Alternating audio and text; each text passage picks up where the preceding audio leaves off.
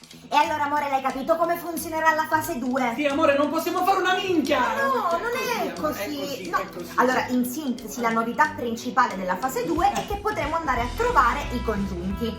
I congiunti. I congiunti. Cioè, con tutte le persone che potremmo andare a trovare, proprio i congiunti dobbiamo andare a trovare. Che proprio loro vorrebbero stare da soli, visto che hanno scoperto di essere congiunti. Ma cosa hai mischini. I capito? congiunti, amore, quante volte uno va allo stadio e dice arbitro, sei un congiunto! sempre. Congiunta è tua madre. No, non ti permettere. Congiunta è tua No, non ti sorella. permettere. Congiunto è tuo padre. No, mio padre non è il congiunto. Tuo padre è congiunto. Mio padre non è il congiunto. È congiunto. Cioè, mi stai dicendo che sono figlio di congiunti? Ma guarda, ti dirò di più. Che cosa? Pure tu sei congiunto. No! Sì. No, amore! Sei congiunto. Ma da quando? Da sempre. Come da sempre? Ma pure in quarantena! Soprattutto in Come quarantena. soprattutto in quarantena? Ma con chi me le fate le congiunte, amore? Con chi me le Un'altra novità della fase 2 è che potremo andare a fare attività sportive individuali all'aperto anche distanti da casa. Hai capito? Quindi puoi andare a fare attività. Ma dove devo andare, amore? Ma dopo quello che mi hai detto, secondo te io voglio andare a correre? Che se la gente mi riconosce dice, dai, chi c'è quel congiunto di Claudio? Ma sei pazzo? Altre novità della fase 2 saranno che potremo andare a prendere cibo da asporto